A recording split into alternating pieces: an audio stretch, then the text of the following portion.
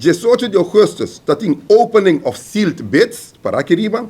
19 de augustus, amanda notificar e bidders não que não cumpre com o requisito que não sigue de trajeto final. 22 de agosto, aqui tem um esquema, tá último dia para mandar o best offer.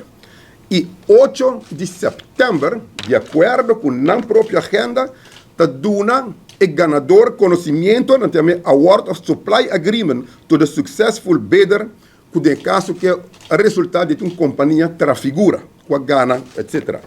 10 de setembro foi o último, não está mandando agradecer todo outro que passa dentro do processo, que não gana e isso aqui é um processo normal, standard, que não está assim. O Kiko passa desde aqui. O Conselho de Comissão, que organiza o trajeto aqui, manda o aviso final. E devemos atender, nós também nenga sitco. O right of first refusal, da nenga sitco o contrato, vamos anunciar isso aí. E de dois está, na põe de documento, que esse aqui tem ganador. No caso aqui, trafigura.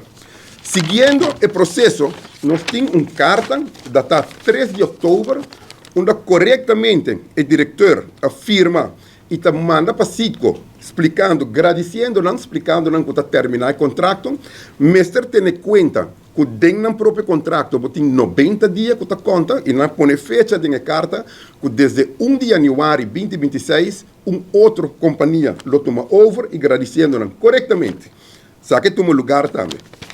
O Kiko a seguir, depois de aqui, nós podemos mirar que no mesmo momento, o diretor manda uma carta também para evitar trafigura, visando que a Aruba está guardando o dia 3 de outubro para finalizar a negociação aqui.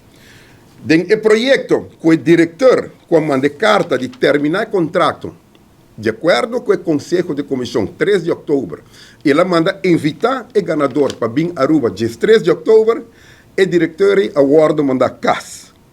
E momento aí, o grupo de Dowers sugerem naquela nombra a take over completamente.